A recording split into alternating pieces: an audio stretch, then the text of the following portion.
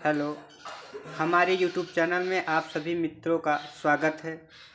तो आज हम चलते हैं भारत के प्राचीन इतिहास के बारे में हम लोग जानेंगे और ये सरल ट्रिक से जानेंगे कि कैसे हमको इस ट्रिक से याद करना है।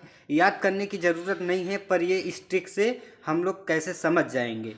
तो हम चलते हैं, अब स्टार्ट करते हैं। अब जैसे इतिहास है, इतिहास दो शब्दों से मिलकर बना है, इति प्लस हास।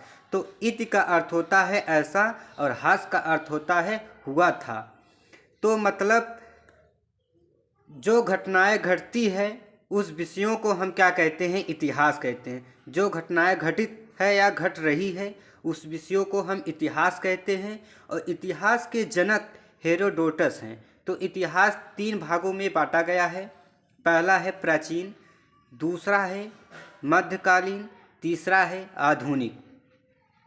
तो अब हम चलते हैं सरल ट्रिक से कि कैसे हम जानेंगे। तो सरल ट्रिक ये है कि प्राचीन शिव महान जब मरे हसीन मासुकाओं में। देखो क्या है ट्रिक, प्राचीन शिव महान जब मरे हसीन मासुकाओं में, यूरानी शक कर गुप्त रूप से बड़े त्रिकोणी संघर्ष में। फिर से एक बार देखो, प्राचीन शिव महान जब मरे हसीन मासुकाओं में, यूरानी शक कर गुप्त रूप से बढ़े त्रिकोणी संघर्ष में। तो प्राचीन मतलब पाषाण काल, और सी मतलब प्राचीन शिव महान। तो प्राचीन मतलब पाषाण काल और सी मतलब सिंधु घाटी सभ्यता, और वह मतलब वैदिक काल, और महान मतलब महाजनपद। अब महाजनपद 600 ईसा पूर्व पहले, मतलब 600 ईसा में महाजनपद, 16 महाजनपदों में भारत क्या था, विभक्त था, विभाजन था। तो ज मतलब जैन धर्म, व मतलब बौद्ध धर्म, मतलब ये दो धर्मों में विभक्त किया गया था, जैन धर्म और बौद्ध धर्म। और मरे का अर्थ होता है कि मगध राज्य का उत्कर्ष। अब मगध राज्य में, अब जैसे मरे हसीन मासुकाओं में, ये क्या है, वंशों, मतलब कितने वंश हैं।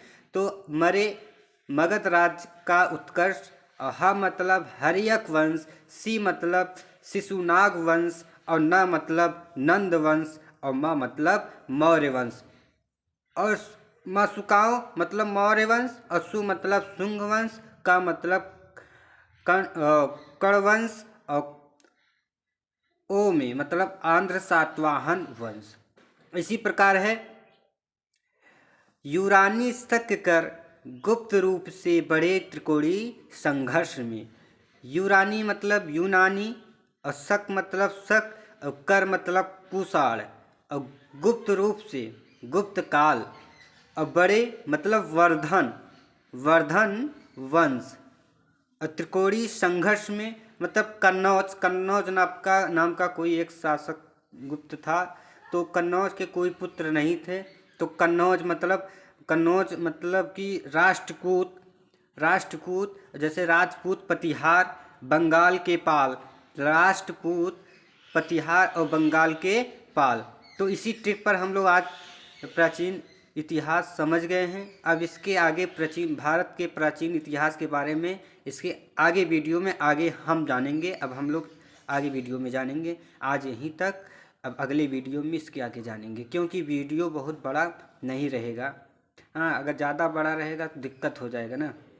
चलिए, गुड लेस।